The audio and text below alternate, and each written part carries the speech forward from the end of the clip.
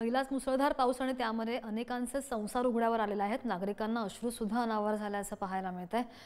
पुढे जाऊयात। पुणे जिल्ह्यामधून बातमी आहे। पुणे जिल्ह्यामध्ये भीमाशंकर परिसरामध्ये पावसाचा कहर पाहायला मिळतोय आणि भात खाचरांचं आणि पशुधनांचं सुद्धा मोठं नुकसान झालंय।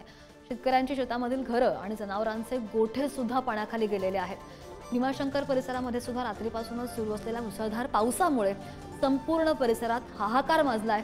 डोंगर कड्यांवरून येणारे ओढे आणि नाले दुथडी भरून वाहत आहेत आणि त्यामुळे नदी नाल्यांना पूरस्थिती निर्माण झाली आहे। भीमा नदीवरील बंधाऱ्यांचे टाफे हे वेळेवर न उघडल्यामुळे पाणी अनेक गावांमध्ये शिरलंय। परिणामी शेतीसह घरांचं आणि जनावरांचं सुद्धा मोठ्या प्रमाणावर नुकसान झालंय।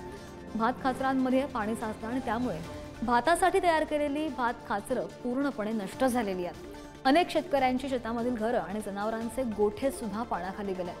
पशुधन वाहून गेलेलं आहे। ते बंधारे ज्यामुळे गेट काढले नाही त्याच्यामुळे पाणी घरामध्ये आले।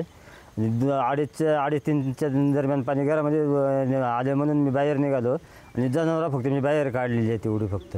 आणि घरात धान्य बिन्य काहीच खायला नाही राहिलं किंवा काही नाही।